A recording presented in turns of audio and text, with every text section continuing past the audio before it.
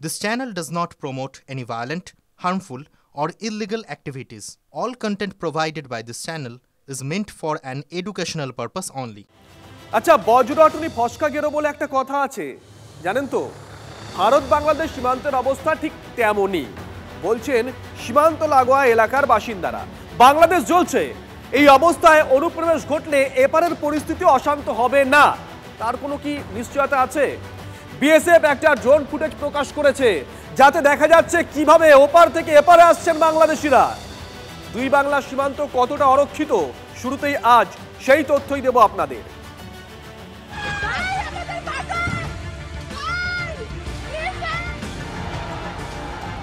অগ্নিগর্ভ বাংলাদেশ, ভয়াবহ পরিস্থিতি। নির্বিচারে হিন্দুদের উপর অত্যাচার চলছে, ঝরছে রক্ত, ভাঙা হচ্ছে বাড়ি, চলছে লুটপাট, মন্দির ভাঙচুর। পদ্মাপাড়ে চরম অরাজক পরিস্থিতি। টালমাটাল এই অবস্থায় সীমান্ত পেরিয়ে এপারে অনুপ্রবেশের চেষ্টা হচ্ছে দেদার। ড্রোন দিয়ে তল্লাশি চালাচ্ছে বিএসএফ। এই এক সপ্তাহে শুধুমাত্র দক্ষিণবঙ্গ ফ্রন্টিয়ারে সীমান্ত দিয়ে ভারতে ঢুকতে গিয়ে ধরা পড়েছেন 804 জন, যার মধ্যে 712 জন বাংলাদেশি, ভারতীয় নাগরিক 92 জন। একই ছবি উত্তরবঙ্গ ফ্রন্টিয়ারেও। উত্তরবঙ্গে সীমান্ত পার করতে গিয়ে ধরা পড়েছেন 149 জন, যার মধ্যে 114 জন বাংলাদেশি, 35 জন ভারতীয়। উত্তরবঙ্গ ফ্রন্টিয়ারের আওতায় পড়ে শিলিগুড়ি, দক্ষিণ দিনাজপুর, জলপাইগুড়ি ও কোচবিহারের একাংশ। वहाँ पे फांसी देवा के आसपास भी हमने काफ़ी अनफेंस्ड एरिया को प्लग कर दिया है, और बनेश्वर जोत में, फुलवाड़ी में काफ़ी लंबा गैप है, वहाँ भी हमने फेंसिंग लगा दी है। कुछ जगह पे फेंसिंग लग रही है। বাংলাদেশের এই পরিস্থিতি উদ্বেগ বাড়াচ্ছে এদেশের। সীমান্ত সুরক্ষিত করতে পদক্ষেপ করছে বিএসএফ। সীমান্তে কড়া নজরদারিও চলছে, কিন্তু তার মধ্যেই দুশ্চিন্তা বাড়াচ্ছে অরক্ষিত সীমান্ত।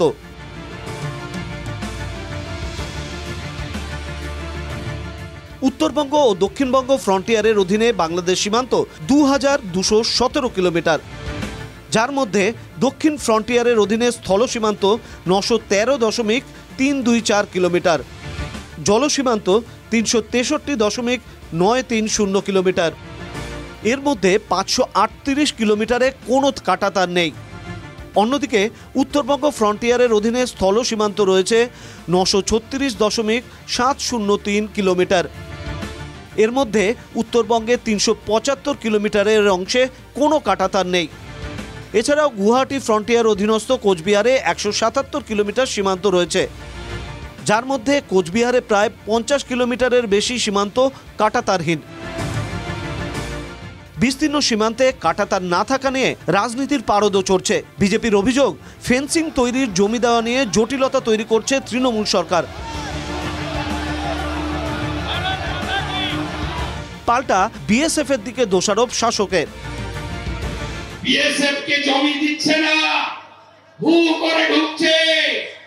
আমরা সব রোহিঙ্গা কোথায় আছে বলে দেব, চিহ্নিত করে দেব, ধরতে হবে আর এনআইএ এর হাতে তুলে দিতে হবে। বর্ডার ক্রস বর্ডার করে যদি আসে, সেটা বিএসএফ এর দায়িত্ব, যেটা অমিত শাহ তাহলে কি অকম্য? সীমান্তের এতটা অংশ অরক্ষিত, বাংলাদেশের তপ্ত পরিস্থিতিতে এ রাজ্যে অনুপ্রবেশ ঘটলে এবং তার ফলে ভারতে কোনো রকম অপ্রীতিকর ঘটনা ঘটলে তার দায় নেবে কে?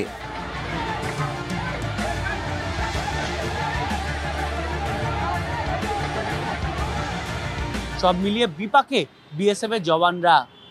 এই বিশাল অরক্ষিত এলাকাকে কিভাবে সামলাবেন এই বাংলাদেশের অশান্ত পরিস্থিতির সময়, সেটাই এখন চিন্তা তাদের কাছে। ক্যামেরায় অর্ঘ্য চট্টোপাধ্যায়ের সঙ্গে সায়ন্ত ভট্টাচার্য, TV9 বাংলা, কলকাতা। সীমান্তে কাঁটাতার না থাকলে ঠিক কিভাবে অনুপ্রবেশ ঘটে, সেই উত্তর খুঁজতেই TV9 বাংলার প্রতিনিধিরা পৌঁছে গিয়েছিলেন সীমান্তবর্তী বিভিন্ন এলাকায়। চোখ রাখবো মালদার হবিবপুর সীমান্তের দিকে। গভীর রাতে যে পথে ওপার থেকে এপারে বাংলাদেশিরা ঢোকেন বলে অভিযোগ, সেই সংকীর্ণ রাস্তা থেকে TV9 বাংলার এক্সক্লুসিভ রিপোর্ট।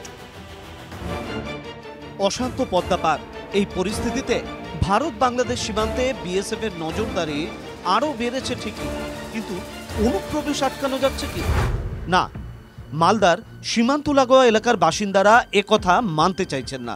তাদের দাবি, রাতের অন্ধকারে অবাধে ওপার থেকে এপারে আসছেন অনেকেই। কোন পথে হয় এই অনুপ্রবেশ, সেই রাস্তা খুঁজে বের করল TV9 বাংলা। মালদার এই ভারত বাংলাদেশ সীমান্তের পাশেই রয়েছে মহানন্দা নদী, আর নদীর ওপারে বাংলাদেশের কাছাকাছি জেলা বা উপজেলা যেগুলো রয়েছে তা হচ্ছে ভোলাহাট, শিবগঞ্জ, চাঁপাইনবাবগঞ্জ বা যশোর, এবং সেই সমস্ত এলাকা থেকেই মূলত খুব সহজেই নদী পেরিয়ে এপারে ঢুকে পড়ে। এই সমস্ত এলাকায় বিএসএফের নজরদারি যে নেই তা কিন্তু একেবারে বলা উচিত নয়, তবে সব ক্ষেত্রেই যে সমান নজরদারি আছে এটাও বলা যাবে না। হবিপুরের ভারত বাংলাদেশ সীমান্তর মাঝখানে নদী মহানন্দা। শীতকালে এই নদী খুবই ক্ষীণ, জল খুব কম, রাতে কুয়াশা, আর সেই সুযোগ বুঝেই এই পথে অবাধে অনুপ্রবেশ চলে বলে অভিযোগ। দুপাশে হয় ঘন আমবাগান কিংবা জঙ্গল। অভিযোগ, নদী পেরিয়ে সেই গাছের আড়াল দিয়ে নিয়মিত ঢুকে পড়ছেন বাংলাদেশিরা। পরিকল্পনা করেই তারা ঢুকছেন বলে দাবি স্থানীয়দের। নদী পেরিয়ে সেই জঙ্গলে ঢাকা সরু পথ ধরেই এগোলেন TV9 বাংলার প্রতিনিধি। এই জঙ্গলের রাস্তা ধরে, এই পথ ধরেই তারা কিন্তু একেবারে মূল রাস্তার দিকে চলে যায়, তারপর তাদের নিজেদের গন্তব্যে ছড়িয়ে পড়ে। যেহেতু নদীর ওপারে বাংলাদেশের যে অংশ রয়েছে সেখানেও ঘন জঙ্গল, বিশেষ করে আমবাগান রয়েছে, ঘন আমবাগান। অভিযোগ যে সেই সমস্ত আমবাগানে দলে দলে তারা কিন্তু এসে থাকে। স্থানীয় বাসিন্দাদের দাবি, মূলত গভীর রাতে এই পথে ঢোকেন অনুপ্রবেশকারীরা। বাংলাদেশে এখন উত্তাল সময়ে এবং সেখানে যেহেতু উত্তপ্ত হয়ে রয়েছে, ফলস্বরূপ এই এলাকার মানুষরাও কিন্তু সজাগ। বহু ক্ষেত্রেই তারা গিয়ে বিএসএফকে জানায়, স্থানীয় পুলিশ প্রশাসনকেও জানায়, কিন্তু মুশকিল হচ্ছে এত কিছু জানানোর পরেও কোনো বিশেষ কোনো লাভ নেই। এটা তো সরাসরি যেতে পারবে, বাগান বাগান হয়তো ঢুকে গেলো জঙ্গল দিয়ে, বাগান সরু রাস্তা দিয়ে চলে গেলো। দুপাশে আমবাগান নাকি? দুপাশে আমবাগান আছে, তার মধ্যে মেন রোড তো আছে পাশে, ওখান থেকে হয়তো অন্য জায়গায় চলে গেলো, গিয়ে বসবাস করতে লাগলো। এলাকাবাসীদের আরও বিস্ফোরক অভিযোগ, বিএসএফ বা পুলিশকে ঘুষ দিয়েও এদেশে ঢুকে পড়ছেন তারা। পরে আবার প্রভাবশালী নেতা বা প্রশাসনের কর্মী আধিকারিককে ঘুষ দিয়ে পরিচয়পত্র তৈরি করে নিচ্ছে বলে অভিযোগ। কোনো রাস্তা পায় না, পয়সা দিয়ে আসছে। কাকে পয়সা দিচ্ছে? পয়সা দিচ্ছে পুলিশের পয়সা দিচ্ছি দিয়ে আসছে, মানে গোপনে পয়সা দিয়ে? হ্যাঁ, মানে ঘুষ দিয়ে? হ্যাঁ, ঘুষ দিয়ে ঢুকে যাচ্ছে। হ্যাঁ, ঢুকে যাচ্ছে। হ্যাঁ, এইভাবেই করছে। ঘুষ দিয়ে মানে বাংলাদেশ থেকে চলে আসছে? হ্যাঁ, চলে আসে। হ্যাঁ, কেউ কেউ জঙ্গি সংগঠনের সঙ্গে যুক্ত বলেও অভিযোগ সীমান্তবর্তী এলাকার বাসিন্দাদের। সেই অনুপ্রবেশকারীরা যারা রীতিমতো পরিকল্পনা করে ছক কষেই ভারতে ঢুকছে মালদা হয়ে। মালদা থেকে ক্যামেরায় মুজিবর শেখের সঙ্গে শুভতোষ, TV9 বাংলা।